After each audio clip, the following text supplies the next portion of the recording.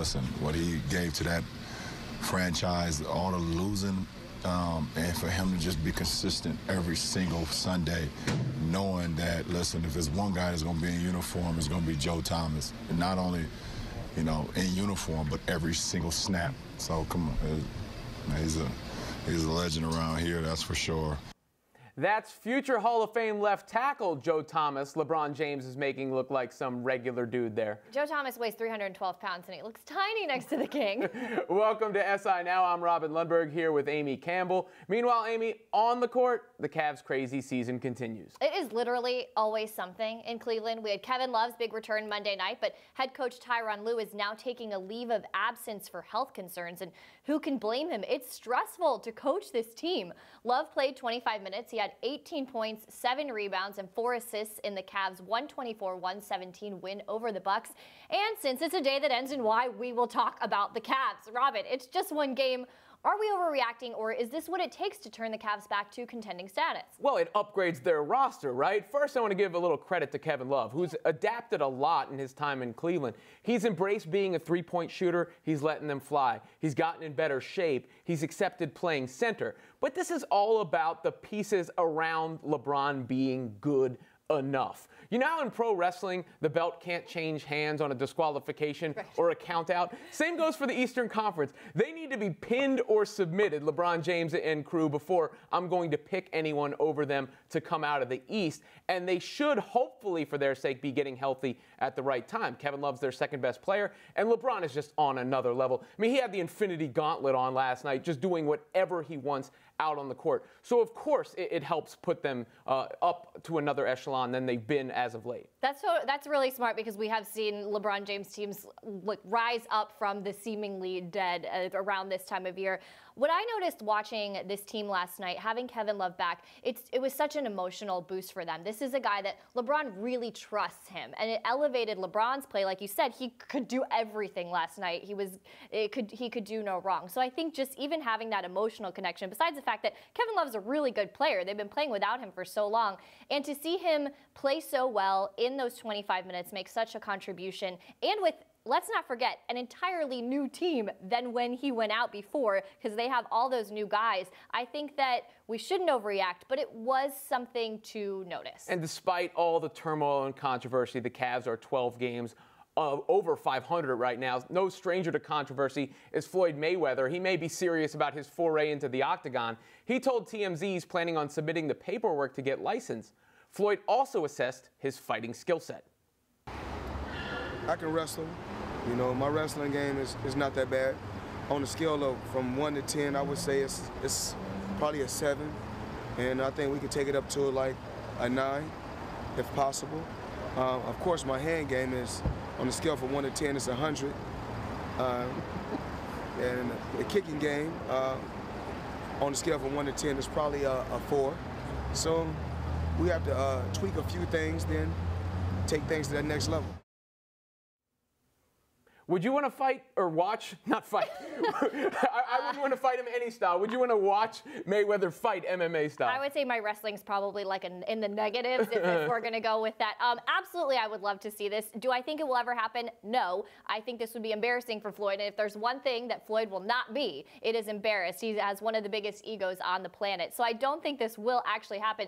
But I would totally love to see it. I don't care if it would be a bad look for him or if it wouldn't even be a good fight. To me, this would be entertainment. I wouldn't put it in the category of a really great UFC technically sound fight, but I would put this in the category of entertainment. I would absolutely love to see it. I don't understand why he would do this, unless it's purely money motivated.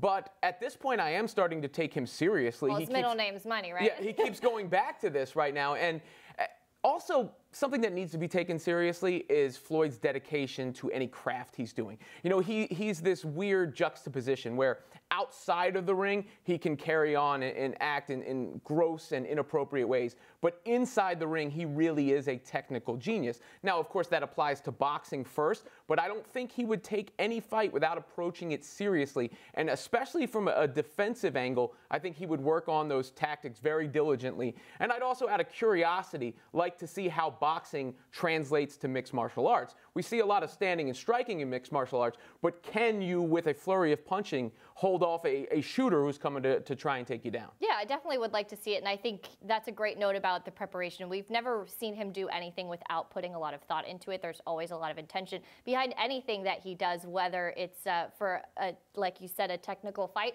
or if it's for the money, which we know that's something that he really likes. And he looks like he's starting to promote this now, and we know he's a promoter. This is how it starts. Well, it is officially the first day of spring, which means we are so close to the 2018 start of baseball. The MLB, though, is planning a 2019 Euro trip. The Yankees and Red Sox are nearing an agreement to play 2 games in London next year.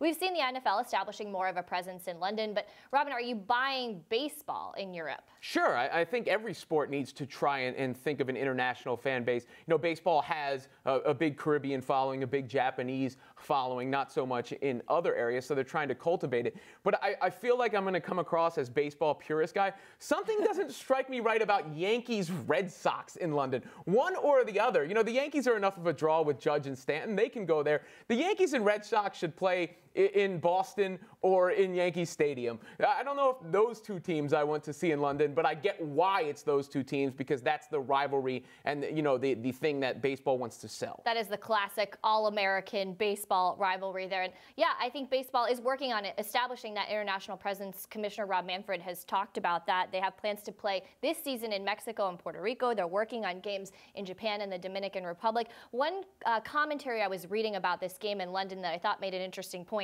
is, why play in London?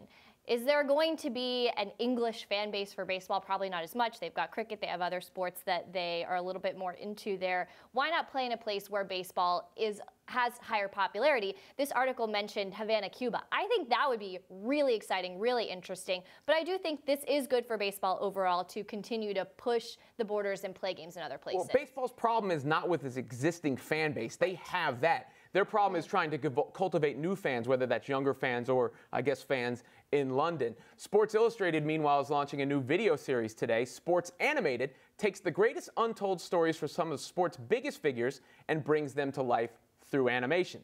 Take a look. Are you drawn to untold stories in sports? We are. On the field. Whenever he scored a touchdown, I was upset, and whenever I scored a touchdown, he was upset. Off the field. A cop pulls me over, and he comes up to the car and he goes, "Aren't you supposed to be at the racetrack right now?" And way out of bounds. Joel, he almost killed me once. Stories you have to see to believe, brought to life. It's Sports Animated.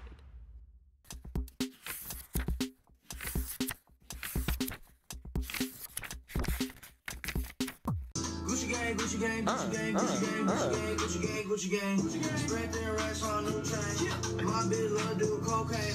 Oh. I'm here with Big Papi David Ortiz, who's here courtesy of Kingsford. And David, we just saw a clip of you dancing to Gucci Gang. And if you're going that ham for that song, I'd hate to see you do your favorite song. What's your favorite song to dance to?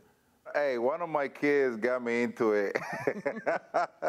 That was fun. That was fun. That was fun. He was like, "Dad, you don't know nothing about trap music." I'm like, "That's what you think."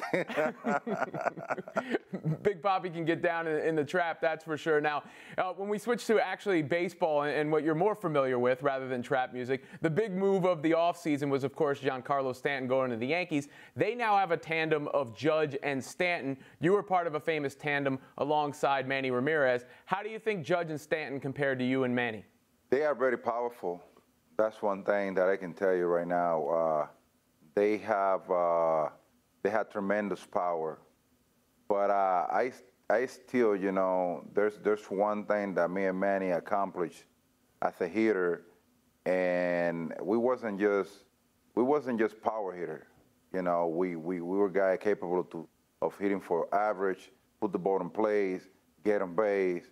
It was a lot of things that what we combined, not for 1 or 2 years. We did it for a lot of years. So I think these two guys, they have the talent to get there, cut down a strikeout, try to put the ball more in play.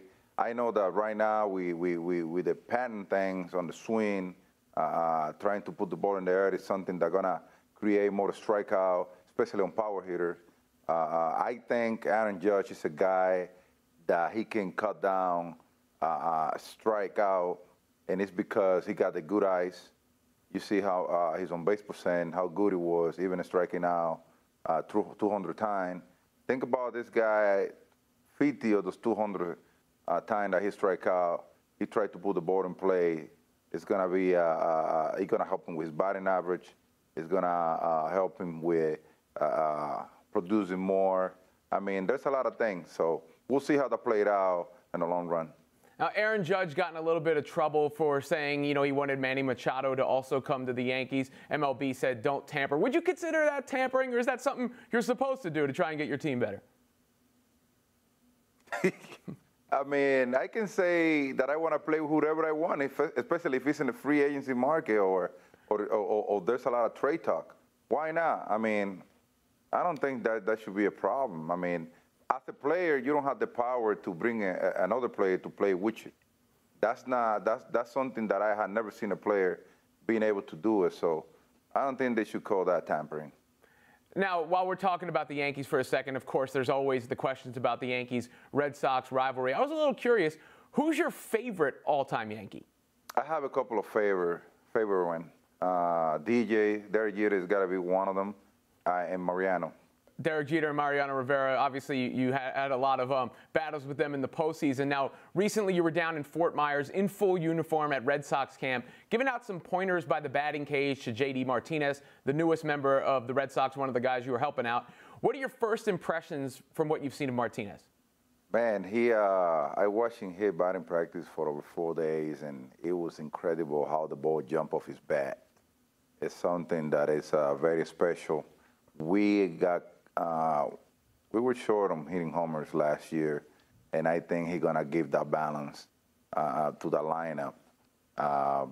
He's gonna take a lot of pressure off Mookie, Bogart, Hanley, Benny Tandy, all those guys. He's gonna give them that balance, because I remember when I was active, when I was playing, that's what I used to do: give those guys a balance, create a balance for all of them in the middle of the lineup. So. JD is going to be the one guy who I believe is going to do that. Now, you were one of the best DHs of all time. I got a question for you. I had a question for you now, Robin. Go ahead, bring it. What you going to do on opening day? Well, I'm going to be grilling, I would imagine, on opening day. What should I be grilling as Kingsford is taking back opening day? It has been like over 50 years that all 30 teams haven't been able to play all of them on opening day. So Kingsford gonna be waiting for you in that backyard for you to fire up the grill with friends and family and enjoy that opening day. Get a day off that day. Seriously, it should be a national holiday that day. So if your boss is giving you a hard time trying to give you a day off, just tell him that you talk to me. Well, I'll tell them that they can have actual visual proof that I talked to you as well, David. But you haven't had that many days off, in your post-playing career. You've been doing a lot of stuff on camera, searching for jobs and the like. Meanwhile, you had mentioned Jeter and Rivera before, but Alex Rodriguez was a member of the Yankees. He's also doing on-camera work. Who's better on camera, you or A-Rod? Well, remember, it was my first time doing the playoff the whole time, and I got to tell you, I learned a lot of things from A-Rod. I got to give him credit on that, because A-Rod do his own work. He get really prepared to feed the fans with a lot of information. So I'll probably not be the right guy to give you that answer. David, appreciate the time. Maybe I'll see you on opening day by a Kingsford Grill. Hey, bosses, consider this me asking for the day off. Do it.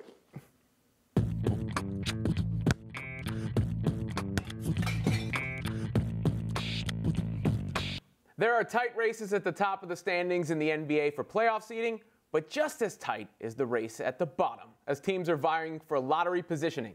So it is time for another edition of Power Tankings. For me, I've got a list of the teams I think are tanking the best. But Amy, let's start with yours. All right, here's my list. I've got the Grizz on the top, which I think might be similar or a little bit different to what you have there. The Suns are right behind them for me, followed by the Hawks, the Bulls, the Mavs, the Knicks, the Magic, and the Kings, and then the Nets are last. But I want to give a warning to the Bulls here, because they're sliding down the power tankings in the month of March. They're 4-9, but those 4 wins come against other teams that are also in the power tankings. They beat the Mavs, they beat the Hawks, they beat the Grizz twice, the Grizz once on the road by 1 point. If you can't figure out how to lose that game, you're not going to be in the top of the power tankings. For me, I've got the Suns overtaking the Grizzlies because they've got the worst record in the league now. They've lost, I think, 8 in a row. Devin Booker hasn't been playing. The Grizzlies are right there, though. It's by a whisker. They're separated. Then I go Hawks. Bulls just lost to the Knicks, so they fall a little bit. And the Magic. After that, it's the Kings, the Mavericks, and the Knicks, who are on the worst 2-game winning streak in the history of the NBA. They even blew out the Bulls, who they couldn't beat early in the season where they were actually trying to contend. We do both have the Nets in that 9th spot because they're the only team without the incentive to lose. Watching the lottery balls is almost like a game show, and in honor of tournament season, we had comedian and former host of Family Feud, Louie Anderson, fill out his game show host bracket.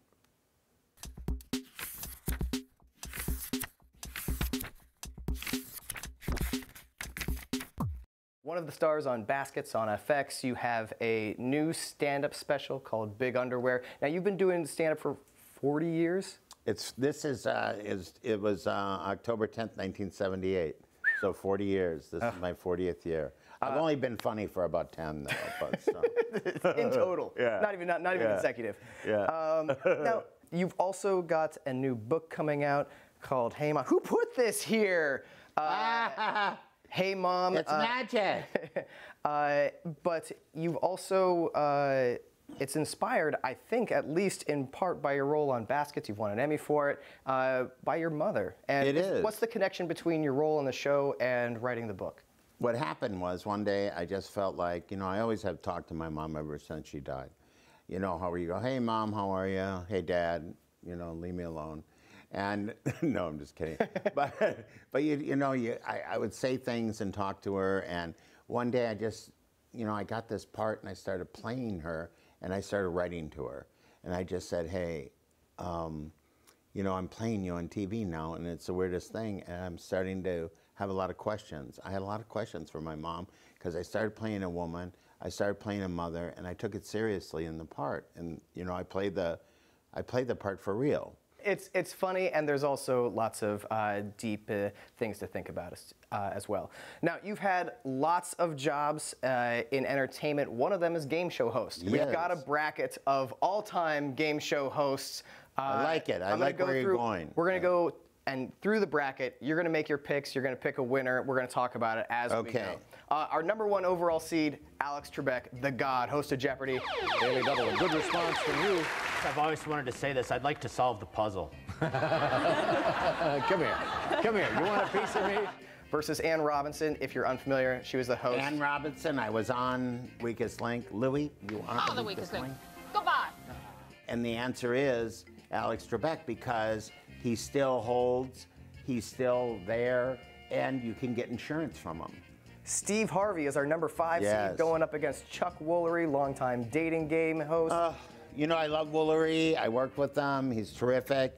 But I'll go with Steve Harvey. Battle of the Bobs, 2 versus 7. Bob Barker. Look what we hope to give you. A new van! Versus Bob Eubanks. I'm going to go with Barker. He is maybe the most iconic. He had a cause, and he championed it every day. Have your pets spayed or neutered. So that's so great, and he's a wonderful man and so funny, super funny. Pat Sajak.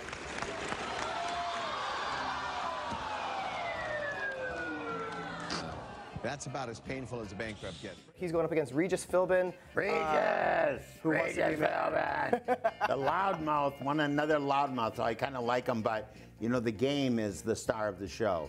So if you become the star of the game show, the game will suffer. Yeah. And I think every good game show host does that, and I think Sajak beats Philbin over that. Do you know how old Pat Sajak is?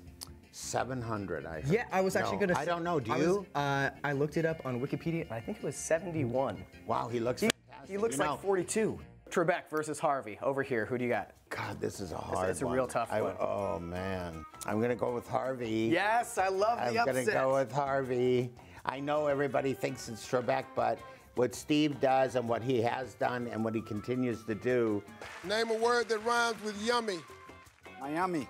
Thank you for coming. Welcome to Miami.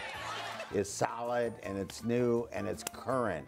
And I think he's linked up with the world. What about Bob Barker versus Pat Sajak? Well, I love Pat Sajak, but I have to put the iconic Bob Barker in here because of who he is, who he was, and that he had a great sense of humor about himself. I think it's the most important thing is not to take yourself too seriously in life. And I think these top people I've picked have done a good job of that. One host to rule them all, Steve Harvey or Bob Barker? I have to, let me circle it myself. Oh yes, of course. Let me just go with, I love Steve, but I have to go with Bob Barker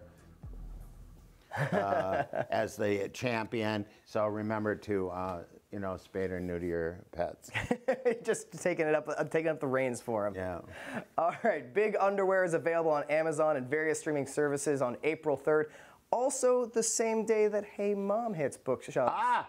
Good synergy. Baskets is finishing its 3rd season on FX. Louie, were you just here to plug things? No. All right. I was here to play Almost the Feud. Take a rest. You're doing too much. Thank you, Louie Anderson. Thank you so much, Matt.